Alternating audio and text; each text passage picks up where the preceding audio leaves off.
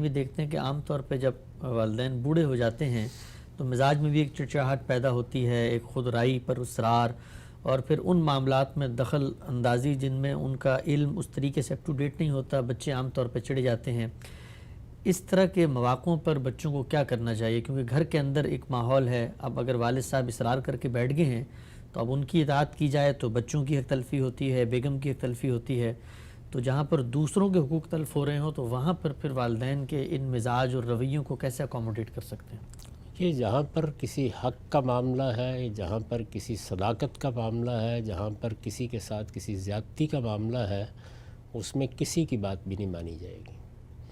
یعنی اگر بیوی کا معاملہ ہے تو وہاں بھی آپ حق و عدلی کے ساتھ سب کچھ کریں گے، اولاد کا معاملہ ہے تو وہاں بھی حق و عدلی کا رویہ ہوگا۔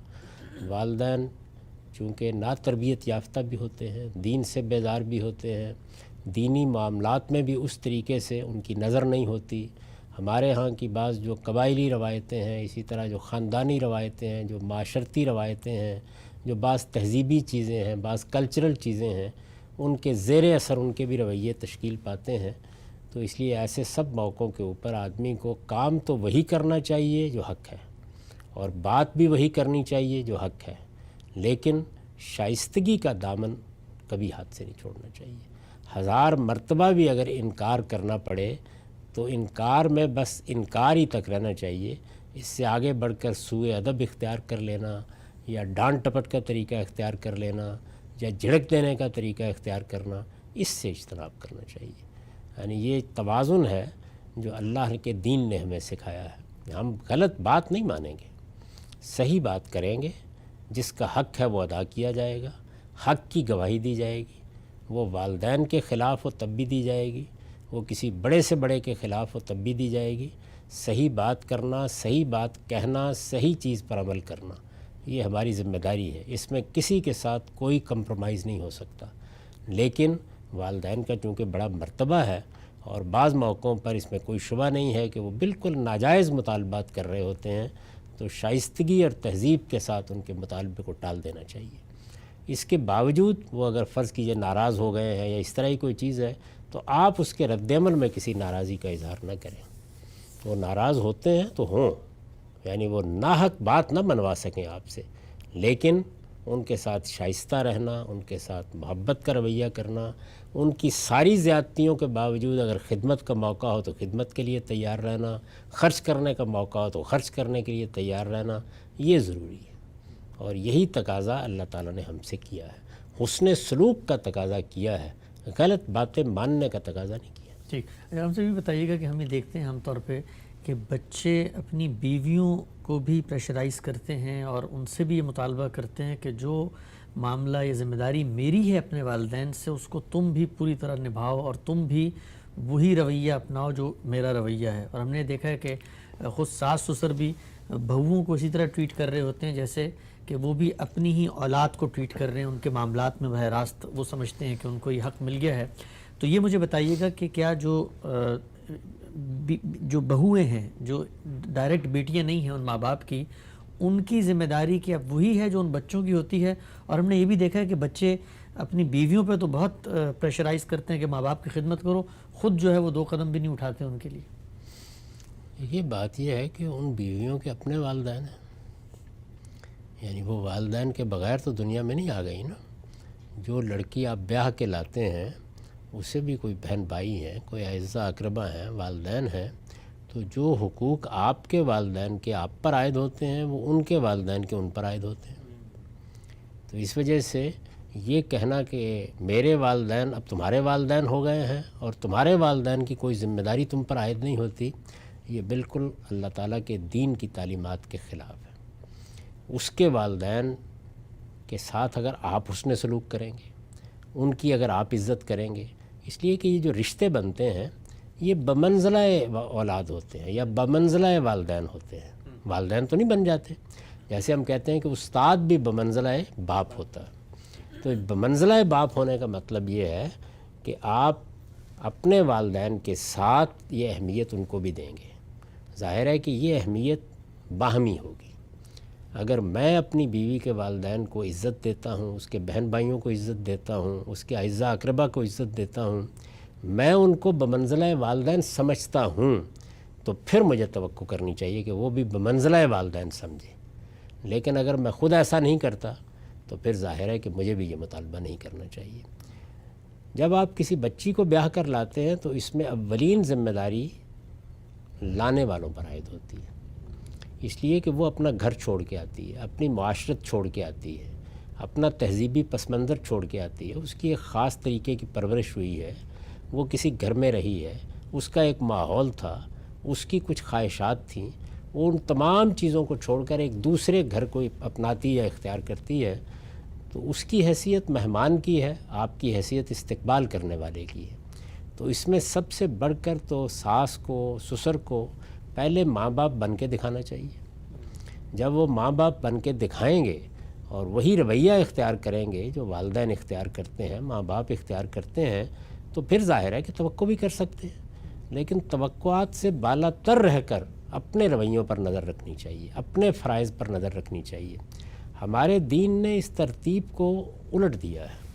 یعنی موجودہ زمانے میں تو ہر چیز حقوق سے شروع ہوتی ہے، ہمارے یہاں ہر چیز فرائض سے شروع ہوتی ہے. یعنی والدین کی حیثیت سے میرے کیا فرائض ہیں، میری کیا ذمہ داریاں ہیں، مجھے وہ ادا کرنی ہیں. اب ظاہر ہے کہ اس کے مقابل میں اولاد کے بھی فرائض ہیں، ان کی بھی ذمہ داریاں ہیں. لیکن ان فرائض کا احساس اسی وقت پیدا ہوتا ہے جب ہم اپنے فرائض ادا کرتے ہیں. تو بڑوں کو آگے بڑھ کر شفقت سے، محبت سے سر پر ہاتھ رکھنا چاہیے، اپنی آغوش تربیت میں لینا چاہیے، غلطیوں پر پردہ ڈالنا چاہیے. اگر یہ سب کام کیے ہیں، ساس نے اور سسر نے کیے ہیں، تو پھر اس میں کوئی شک نہیں ہے کہ بڑی کوئی لئیم خاتون ہوگی کہ ان کے ساتھ بے عزتی کا سلوک کرے. ہو نہیں سکتا یہ. یعنی انسانی فطرت یہی تقاضا کرتی ہے کہ آپ نے جو کچھ کیا ہے آپ کو اس کا صلہ ملتا ہے. تو اللہ تعالیٰ سے دعا کرنی چاہیے کہ ہمیں اپنے فرائض کو پہچاننے کی توفیق حاصل ہو. ٹھیک ہے. ہم سب آخری پہلو ذرا میں چاہتے ہیں کہ آپ بات کریں. ہمارے عام طور پہ جب اس طرح کے موضوعات پہ بات کرتے ہیں تو کہا جاتا ہے کہ یہ بچہ شاید بے ادب ہے اور اپنے فرائض سے بھاگ رہا ہے، یا والدین کی ناقدری اور ناشکری کا پہلو اس میں نمایاں ہو رہا ہے. کیا آپ کو لگتا ہے کہ اس بات کی بھی ضرورت ہے کہ بوڑھے والدین خود بھی اس چیز کو سمجھیں کہ اپنے بڑھاپے کو انہوں نے خوش اسلوبی سے، احسن طریقے سے کیسے گزارنا ہے؟ اگر وہ بچوں کے گھروں پہ رہ رہے ہیں تو ان کی پرائیویسی، ان کی پرائیویٹ اسپیس، ان کو ٹائم دینا، ان کے اپنے فیملی کے بچوں اور بہوؤں کے آپس کے انٹریکشن کے لیے آپ ٹائم آؤٹ دیں اور خود اپنی لائف کو ایک پیٹرن میں لے کر آئیں.